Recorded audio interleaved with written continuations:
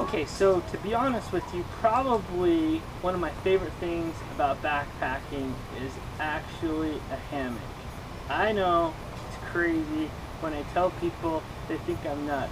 The only people that probably really get it are probably you guys that are watching this video, because you probably really like hammocks too, and that's kind of the people that I interact with on the internet. I just love it though. It's probably the thing that actually got me going on the sport as serious as I have. Just because you get a good night's rest. It's comfortable and it's fun to be out in a hammock. There's millions of places you could sleep that open up versus tents. And I live in Idaho, where we have lots of trees and forests, and wherever you go it seems like there's trees, and if there's not trees there, I probably actually don't go there much anymore.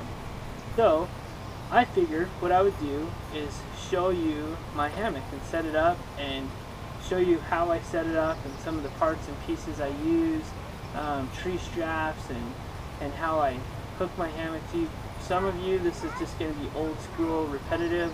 Some of you, this might be your first time, and it might be a cool video on how hammocks actually work out in the woods. So this is my hammock case. It's a Cuban fiber stuff sack made by Z-Packs, and it's got dual openings on each end, which makes it really nice to hang the hammock and keep the stuff sack attached to the suspension on the hammock, and I'll show you that. On one end is where I keep my tree straps. My tree straps are just 1-inch webbing, and I have a Dutch buckle on the tree strap for adjustments up and down. And then on one end I have a loop sewn into it with a Dutch hook hooked into the loop. That makes it super cool, easy and convenient to go around the tree. Then we have the Dutch buckle, and then on the other end there's actually nothing, no loop or anything. It's a pretty long tree strap. They're about 10 feet long, and here in Idaho we actually have some ginormous trees, and there's times where you use that whole strap to get around the tree. So this will be my head end, which is going to be hung about the same height as my head. I'm going to adjust this out just a little bit. You can see how that adjusts. Makes that a little bit longer. Take the fold out of it. So that gives us our head end. And I'll grab the other tree strap.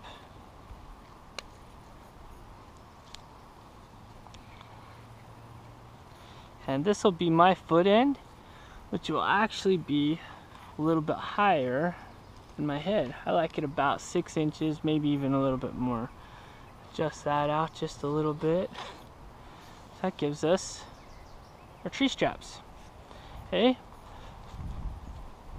And from there, all I'm going to do is just pull out the suspension, the whoopee sling, on one end of the hammock, and then cinch that bad boy back up. Now this whoopee sling here is made out of Dyneema-Glide. It's lighter than Amsteel. It's pretty cool little rope. It's pretty solid. It's got some good integrity to it. I weigh about 180 pounds, and it's never even once looked like it's shown any fatigue. Some people probably would be nervous to hang from it. I actually have no fear on it. Then once you have that there, you kind of pull that tight, and it gives you a little bit of flexibility to work with that hammock. Loosen up the other end, pull it apart, and then from there, all you have to do is just pull that hammock, and it just strings right out, just like that. What's pretty handy about that is if it's kind of muddy, that hammock never actually touches the ground. It just kind of hangs there, and you can keep it, you can work with it and keep it up above the ground. Now you can see I've actually got a long ways to that tree compared to where I'm at, so you just kind of work the adjustment out of it and keep your hand on that hammock and keep it out. So kind of stretch that out, pull it up, still a little bit farther away, so I need to actually adjust the other end. That's kind of where you just have to work this hammock in your hands. You can see how these whoopee slings adjust. You just pull one in and lengthen that out. And the Dutch buckle really is nice because it slides right on that Dutch buckle without having to slip off a toggle or something like that. Just kind of pull that, give it a good adjustment. Get that coming out. Now we've got plenty of length to reach that other one. And there's the hammock.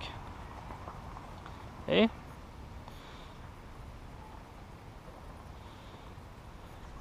So the ends on these hammocks, or on this hammock, is just a whipped end. I whipped it with Amsteel.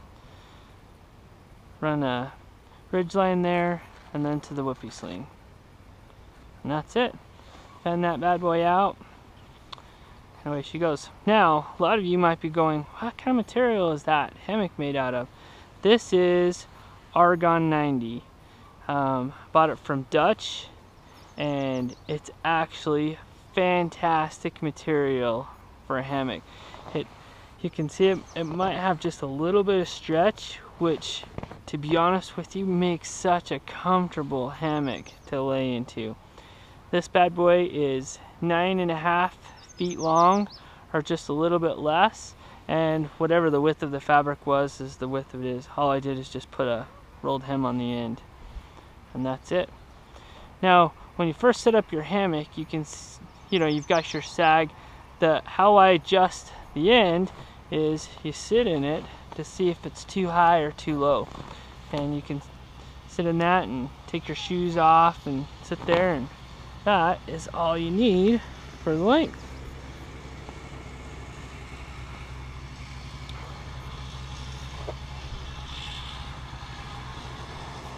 So that is the hammock. Now the next thing that would come out would be the tarp. Whether it's gonna rain or not, I actually like to run my tarp from tree to tree just to have it up in its snake skins. In case it does rain, you can just drop it down. So inside my tarp, I actually have my stakes. You can see the stakes right there. So I usually go and pull the stakes out and just slot those at the top of my pack. And then you can see this is a double end stuff sack. This is also from Z-Packs. I'm just going to pull out the suspension and then cinch that back up. And that gives you kind of a working, something to kind of hold on to and plug into and help you unwrap all of your cords and stuff when they get tangled up. Alright, so this is my suspension that goes around the tree. All it is reflective cordage, and then on the end of it I actually have a quilt hook. That's from Dutchware. What's cool about that is when you go around the tree, just pull that around, and it's super cinchy. Drop that in there, and now your tarp is already halfway hung up. I usually have this kind of buttoned up so that it's out of the way. So we're going to loosen it up just to give us a little bit more flexibility here. Pull that off, string that out. So to adjust the length of mine, I just have a line lock right here that this cord goes through. That's hooked to the Ridgeline D-ring. And you can adjust that length super easy to wherever you want. So my hammock's clear over here. So you can see if my hammock's here, I want my tarp to be in front of it. I usually kind of just look at it, judge it, somewhere right in there, and away she goes.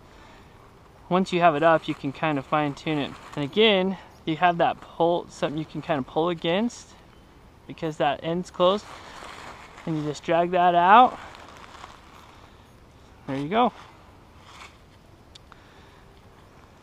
And again, this is just Reflectix line. Not Reflectix, like a reflective cordage with a quilt hook, I think is what they call that, hooked to the end of it. So that quilt hook, I'm going to need just a little bit more length. So, which is easy, you know, I still haven't dropped that into the dirt, which keeps it nice. Just loosen that up, gives you a little more line. I'm gonna go around the tree.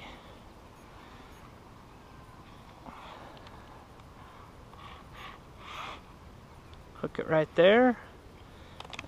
Put that just above the suspension. I don't think it's gonna rain tonight, but it's super easy to drop it above or below, wherever, depending on whether it's raining or you want it pitched high or not.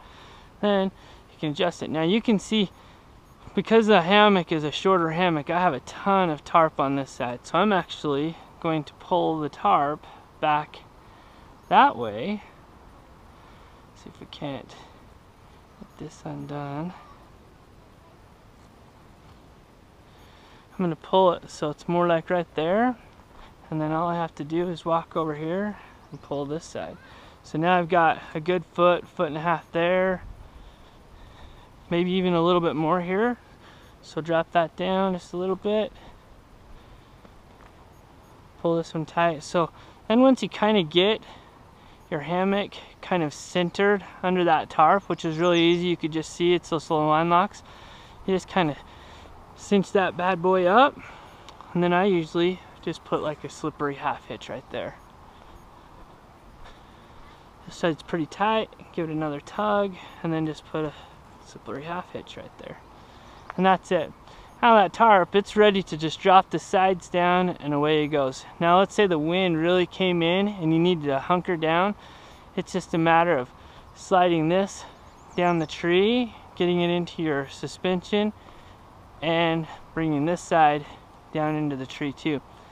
So it's super simple. Where there's one line going in, you can come right off that suspension and just get it right next to the hammock, and those sides would drop right into the ground. You could get really a tight pitch. Alright, well, hopefully maybe you found something new or interesting in this video, or it was at least kind of entertaining for you. If you have any questions about the gear or my hammock or the setup or anything along those lines, feel free to ask. I'd be happy to get back to you on that.